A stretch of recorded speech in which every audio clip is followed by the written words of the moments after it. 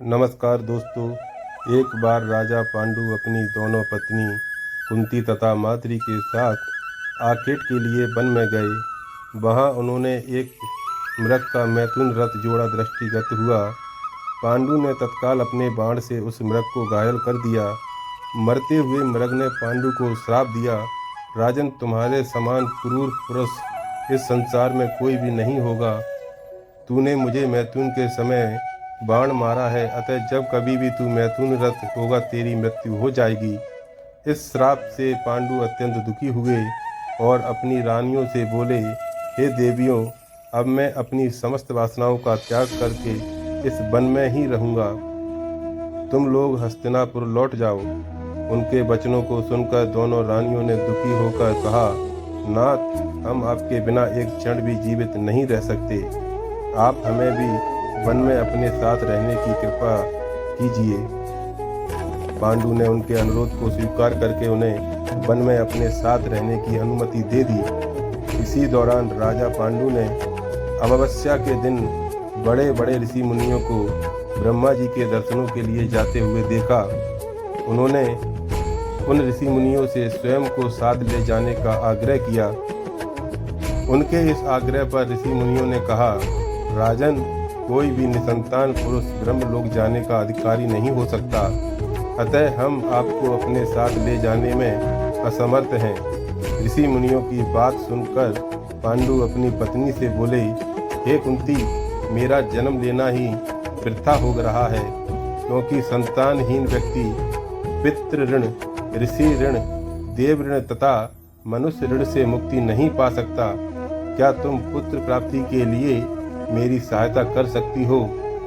कुंती बोली, हे आर्यपुत्र, दुर्वासा ऋषि ने मुझे ऐसा मंत्र प्रदान किया है जिससे मैं किसी भी देवता का आह्वान करके मनोवांछित वस्तु प्राप्त कर सकती हूँ।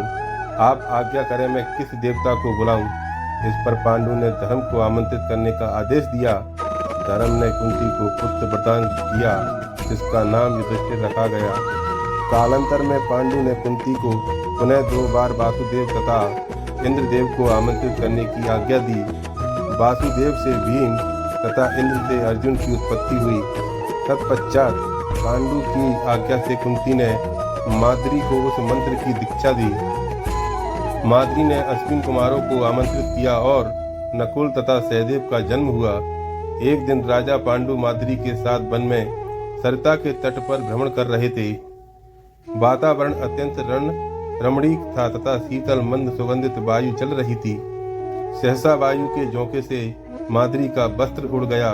इससे पांडु का मन चंचल हो उठा और वे मैथुन में प्रवृत्त हुए ही थे कि श्रापवश उनकी मृत्यु हो गई।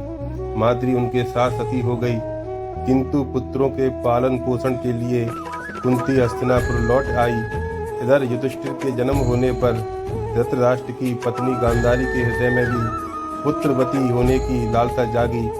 गांधारी ने वेद व्यास जी से पुत्रवती होने का वरदान प्राप्त कर लिया।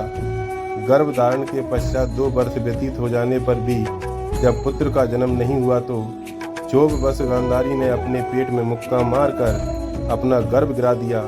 योग बल से वेद व्यास को इस बात का तत्काल पता चल गया।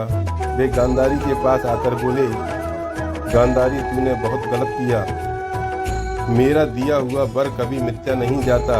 अब तुम शीघ्र 100 कुंठ तैयार करके उनमें घृत भरवा दो।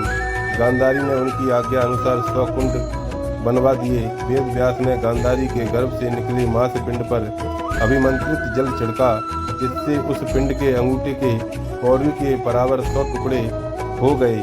वेद व्यास ने उन टुकड़ों को गांधारी के बनवाए 100 कुंडों में रखवा दिया। उन कुंडों को 2 वर्ष पश्चात खोलने का आदेश दे अपने आश्रम चले गए। 2 वर्ष बाद सबसे पहले कुंड से दुर्योधन की उत्पत्ति हुई। दुर्योधन के जन्म के दिन ही कुंती का पुत्र भीम का भी जन्म हुआ। दुर्योधन जन्म लेते ही गधे की तरह रेंगने लगा।